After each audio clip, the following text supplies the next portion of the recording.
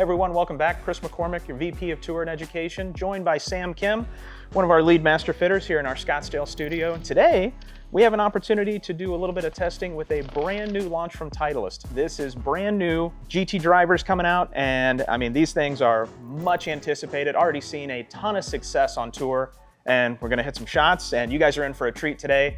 Sammy here's got a little bit of speed. Before we jump into the bay, make sure give us a like, subscribe to the channel. With that, let's hit some shots. Let's do it. 3 models that we're going to test today. First up is going to be GT2.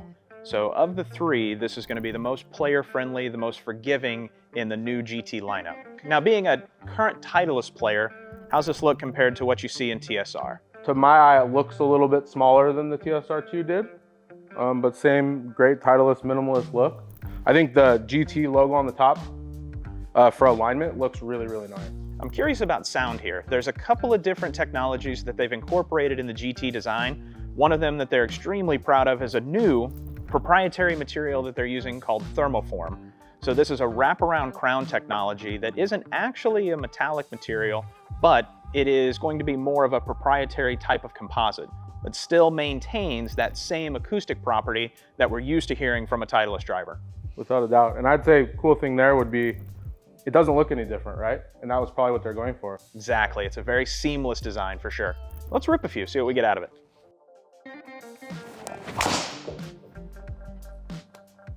Felt good. Didn't notice too much different on sound. I mean, for almost 330 yards in the air, sound was great.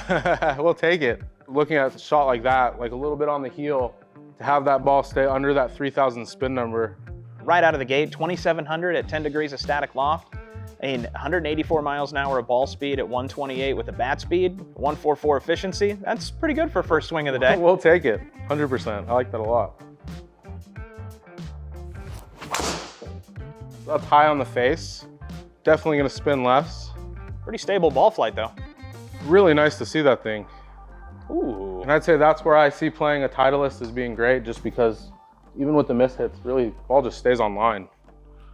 Yeah, so high on the face, that's what I'd expect to see, right? A little less spin. Held its line really well, though.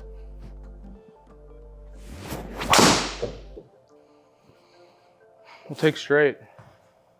Straight is good. A little spinny. And you had mentioned the face and the performance that you got off of that heel shot. And I will say, characteristically, Titleist has been a really, really good performer in that particular category for that miss pattern. Really good off the heel. So, and now incorporating new VFT face into GT woods, and we're seeing some pretty good numbers here right out of the gate.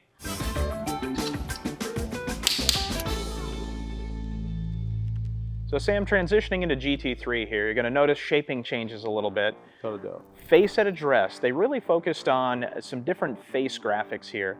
So shape-wise, how's this look to you compared to GT2, and then also you're a current player of TSR3? GT2 versus GT3, I'd say definitely a little smaller looking here. I'd say more of that traditional Titleist shape that people love. Sure.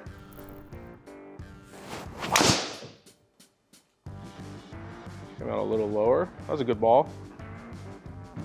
That'd be kind of the shape I'd expect to see on the golf course. Feels really good off the face.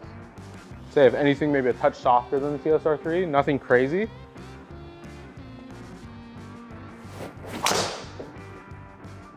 Zero complaints on feel. So with GT3, you're gonna have that discretionary weight moved a little bit closer to the face, giving you an opportunity to really fine tune that start direction ball flight. Also gonna have that CG be a little bit higher than what we're used to in GT2. And so forgiveness-wise, GT3 is gonna be geared a little bit more towards that better player. Definitely moving that weight port kind of from the back to the front was the first thing I noticed for sure. Good sample there with GT3. Let's bring it back, move into now GT4. So with GT4, this is gonna be Titleist's most aggressive attempt at reducing launch and spin. So if you're a player that struggles with launch and producing a lot of spin on the tee, GT4 might be a great option for you to just kind of drop that down and maybe produce a little bit more of a boring trajectory. Definitely smaller looking, no question there. First thing you notice, just looks like it's gonna be fast off the face. That felt fast. Oh, and you had mentioned the shape as well. So face progression here is going to yield a little bit more of a right bias start direction compared to what you see specifically in that GT2 design. So this guy is ball striking precision, and if you are somebody that has a tendency to miss a little left or just wants an easier option at creating that left to right shot shape or a fade bias ball flight, GT4 might be a great option for that type of player. Ooh, that felt really good. We'll take those. Yeah, absolutely. Anytime we can eliminate one side of the golf course, I would say that is a win. Ooh, that got out there. 380, no big deal. Yeah, definitely that feels like it doesn't want to go left. 190 ball speed, Best, Sammy. best ball speed of the day for sure. 145 efficiency at 190 ball speed. We'll take it.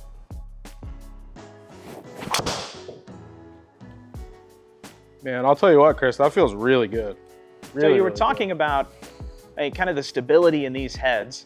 And one thing to keep in mind, new tech that we have in this is the split mass construction. So Titleist has an opportunity with that thermoform crown design to now save a little bit of weight and separate that extra discretionary weight towards the front of the driver and the back of the driver to create not only something that is lower spin, but also something that maintains some stability. So even in that GT4, now we're seeing something that is both stable and extremely fast. Extremely fast. Felt really good too. So let's go ahead and bring that back. We'll pull up some of the data and take a look at these.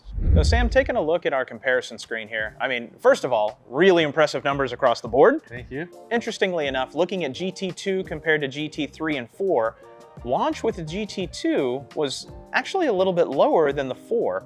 So I would attribute that to obviously with your speed and how you introduce the club at impact. Anything really jumping out to you that you see? I think the biggest thing when I'm looking, especially at that GT2, is the spin and the consistency in the spin, right? Super So tight. Spinning at 2600 and just does that every single time. That's it. And so when I have people come in for fits and we're looking at getting fit for a driver, spin and consistency is what we're looking for. The more consistent I can make you, the better. And that's kind of what that 2 is doing, which is pretty awesome. Absolutely. And I mean, really no surprise here seeing GT4 start to separate a little bit. It was the fastest, but usually the trade-off with speed is we sacrifice a little forgiveness. Now, still pretty tight compared to some of the other products that we've tested, but GT4 definitely not quite as stable and forgiving as what we saw in the 2 and the 3. No question. But all in all, I would say really good test, very impressive numbers. Appreciate it. So Appreciate it. I'm definitely a little bit jealous of what I'm seeing up there. When you are ready to test new Titleist GT Woods, make sure book your next fitting at your local TrueSpec. Give us a like, subscribe to the channel. We'll see you next time.